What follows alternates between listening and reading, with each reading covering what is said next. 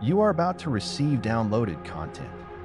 Subscribe to our newsletter for exclusive transmission straight to your inbox. Go to downloadedcontent.com to follow us on your platform of choice.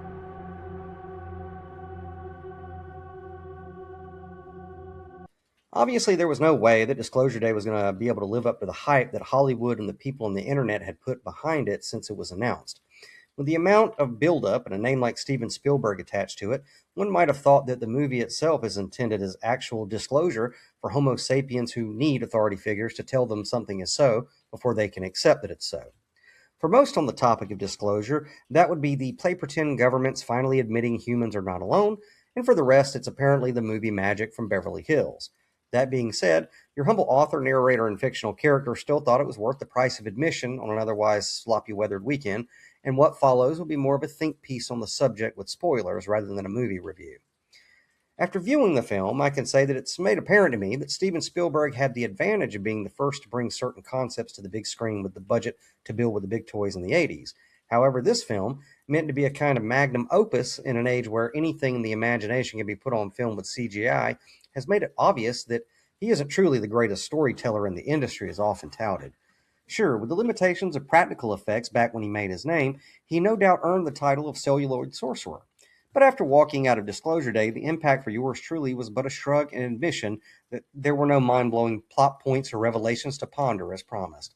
The movie, as a movie, was simply so so, but for people such as me who have been fascinated by the subject matter for a lifetime, there was nothing new here, especially for those who've read Philip Corso's book, The Day After Roswell. In the book, retired U.S. Army intelligence officer Corso lays out before the reader that the powers that were did in fact retrieve tangible nuts and bolts technology as well as non-human biologics that fateful night in Roswell, New Mexico. As we would expect from the military industrial complex's primary buyer, rather than being transparent to the American people, they opted to implement the weather balloon cover up and proceeded to reverse engineer the technology and put it in the hands of private corporations for development and slow drip dissemination to the public. Corso claims that from the wreckage, these corporations were able to develop things such as Kevlar, fiber optics, integrated circuit chips, lasers, night vision technology, particle beam technology, directed energy weapon concepts, and a slew of other doohickeys that caused the massive exponentiation of technology in general since 1947. The benefactors of this retrieved technology consisted of Bell Labs, IBM, Hughes Aircraft, Lockheed, Motorola, Monsanto, General Electric, Westinghouse, RCA, AT&T, Northrop, McDonnell Douglas, TRW, and various other unnamed defense contractors, to name a few. Again, if you haven't read the book, I highly recommend it, and if truth be told, I found Corso's testimony to be very credible, and the book as a whole the final puzzle piece any seeker would need to make the complete picture regarding the question of visitation or the UFO UAP phenomenon in our modern era of America. Homo sapiens would predictably take exotic material they find and first seek to make a profit from it, and second, build the weapons to maintain and protect that profit. Who needs to feed, clothe, shelter, and cure the ailments of the masses with such things, right? Regardless, this scenario is primarily the bulk of Disclosure Day's plot, so the only moviegoers who might find it a novel idea are the ones who have never heard of this probability from Corso's book at all. Essentially, the film is The Day After Roswell if the book had one long chase sequence written within it. Another concept I think Spielberg intended to be some great revelation is that of hybridization among experiencers, as the two protagonists of Disclosure Day ultimately discover they themselves are the result of such a program. Again, this is no jaw dropping idea for those who have been researching the subject for any length of time or cut their conspiracy teeth watching The X Files back in the day. For good measure, Disclosure Day even tossed in some remote viewing, walk in hijacking, and technology so advanced it appears as magic. All of these phenomena are very old news for those in the know, which really only left a couple of things one might be going to see in this film: how disclosure might occur and why disclosure might occur. The How Disclosure Day presents is a massive data dump from 79 years of classified files and films via every major news network in the world, with the cherry on top of a gray alien of the Zeta Reticula variety making a live appearance to deliver a telepathic message through the two primary protagonists. Spielberg's grand finale is a montage of monitors going back and forth from black and white footage in Roswell to modern military surveillance of UAPs performing aerial feats beyond physics. Orbs, disks, pyramids, and formless lights phasing in and out of our reality are delivered to the masses of normies through television screens and smartphones all at once, causing a humanity on the brink of World War III to literally stop in its tracks on the way to self-annihilation to process what it is collectively being shown, which sets up Spielberg's why of disclosure. Disclosure Day heavily implies within its paradigm that the gray aliens, most commonly discussed, are a singular race or species of extraterrestrials we are dealing with, but doesn't exclude the idea of a more Star Trek universe where the universe is teeming with new worlds and civilizations. For the sake of disclosure, Spielberg sticks to the boomer mythos of little green men and flying saucers showing up around the end of World War II as a result of having great concerns regarding mushroom clouds. He also paints these gray visitors having a hue of non-interventionalists, thus being the reason that up until present day they've chosen to remain in the shadows to the mass of mankind, hoping, guiding, and nudging their subjects like caring parents over firm and powerful dictation from extraterrestrial tyrants. Spielberg's gray aliens want us to play pretty, as your mama would say, get our shit together and get along. Disclosure Day presents Steven Spielberg's aspiration that something higher than humanity has hope in humanity, that it is invested in empathizing with creatures less evolved than it, with intentions to help guide an infant race to the big leagues like them. He wants disclosure to happen in this fashion and for this fashion because the guy seems to me to be quite the optimist when it comes to the subject matter altogether. And more power to him for it. We should all hope that in this dream of disclosure he might have a point. If we are not alone, we best wishfully think they are here to help, because what horror would lie on the other side of the coin? Men's hearts will fail them to think upon the idea that technology and consciousness far above Earth's current tech monkeys is here to provoke some fuck around and find outism. The film presents a possible outcome from disclosure that I've heard more than a few reviewers dub boomerish, and I certainly agree. It's some pretty mainstream ideas of extraterrestrial contact that thinks it's still edgy because it pulls in the question of what this would do to religion or people's concepts of God, which, yes, is obviously some boomer thinking, and nowhere near as innovative or provocative as Steven Spielberg might have thought when making the movie. Those of us in the space, pun somewhat intended, of this subject matter are well beyond such questions and have settled these matters through first-hand experiences ourselves, thus dissolving the walls of compartmentalization that church and state have so studiously tried to build between such thoughts. For myself, the far more fascinating question isn't how disclosure occurs or why disclosure occurs, but who it is that would need disclosure in the first place. To better explore this question, I think it would benefit you, dear reader, to know that this question comes from a person who doesn't need disclosure at all, especially not from corporations for profit parading as governments and their partnering nonprofit 501c3s pretending to be institutions of faith. I need not share a consensus reality with a collective to know that humanity is most certainly not alone, but is in fact surrounded by life we are now calling non-human intelligence to account for the multiverse with all that that entails. This reality is not a matter of faith for experiencers, but a state of knowledge. Those who have had our own encounters of the first, second, third, or fourth kind aren't waiting for validation from the White House or TV screens so much as we want those who have not to stop throwing us into psych wards or dousing us in holy water from their own ignorance. It's more of a desire to have the obvious as common knowledge among the herd for our own self-preservation when trying to relay to the world the sum of our experiences and what the overall impact on the world the reality of non-human intelligence has made, is making, and will continue to make.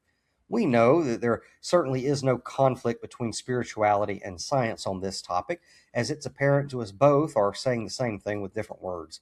To experiencers, the holy books of old are the largest library of UFO accounts and encounters, grander than any data dump we could possibly get from the Pentagon. After all, the central character of the Christian faith proclaims himself an alien to this world, and his followers transformed into hybrids by virtue of assimilating the gnosis he brings. The Bible is filled with various species of non-human intelligence, ranging from watchers, cherubim, seraphim, Nephilim, demons, and beyond. Just the 66 books alone are a smorgasbord of UFO and UAP encounters, which should force any literalist to not simply admit aliens exist, but realize they have always played vital roles in our mutual history on this planet as well as beyond. This perception was the very driving force which compelled me to write Then Came the Flood, circa 2012, to assist readers in making connections from angels to aliens with the backdrop of the antediluvian incursions as its setting, the details of which have recently been going viral with hashtags of Enoch. Interestingly enough, the research into such matters seemed to me to be preparation for the days that would come when your humble author, narrator, and fictional character would need to process them in real time, as many of the reported kinds of phenomena in UFO UAP discussions did in fact become a reality in my own experience. What I mean to say is, it was essential for my head knowledge to be firm and in place before the great gig in the sky opened the windows of the heavens for translations of my own. Believing first allowed me to subsequently see, whereas those who are waiting for disclosure have it the other way around. They are waiting for permission to see from Big Brother before they can even conceive with their minds what kind of existence is actually all around them. Hearing they hear not, seeing they see not, which is why those who need full disclosure will probably never receive it. Disclosure is not a shared collective experience until all individuals experience it through themselves singularly. Only on the other side of that hourglass's singularity is the reality of other life, other worlds, other dimensions, a shared construct. Think about how ridiculous it is to perceive disclosure as only being official if it comes from the mouthpieces of the church or state to begin with. Organizations which now have been fully exposed for being the biggest mass producers of misinformation, disinformation, and blatant lies on the planet throughout all of history. What kind of naive shit for brains allows these institutions to be their barometer of truth anyway?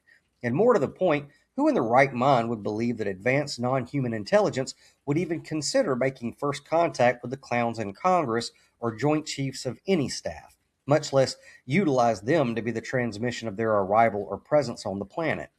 Advanced consciousness from throughout the cosmos isn't interested in discussing much of anything with the buffoons behind war, scarcity, or hyperinflation galore, which has brought humanity to its knees.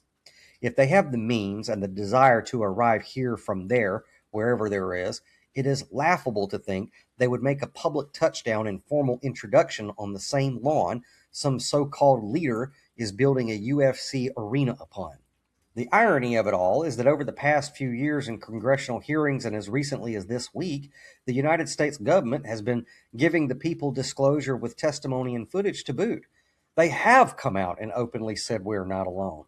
They have retrieved craft or technology, and there are at least 5 races who have visited us that they know of, and yet this is still not considered as official disclosure by those who apparently require it. It still has not caused any massive planet-wide pause to ponder this predicament enough to stop Homo sapiens from speed-running extinction. So even when Big Brother sits the masses down and tells them point blank they've been lying to them all along, and yes, the world is far, far stranger than they were indoctrinated to believe, it isn't enough to force a collective evolution. No number of photos with exotic craft in 4K is able to take collective consciousness from the caves and put them in the stars, because it is that very mindset an individual must evolve past. Full disclosure can only truly be had through first-hand experiential knowledge. The scales must fall from eyes one at a time, yet afterwards those who have seen and do see can certainly see one another, and they can also see so much more beyond that. Disclosure is not a day for them. It is not a moment in time that will come and pass. No, disclosure for those who are worthy of disclosure, interacting with non-human intelligence, has already become the status quo. Experiencers are just waiting for some others to finally catch up and welcome them to a world beyond their wildest dreams. Want more pneumatic dialogue like this? Subscribe to the DLC newsletter at downloadedcontent.com. And be sure to follow across YouTube, Rumble, Spotify, and BitChute. See you on the next transmission.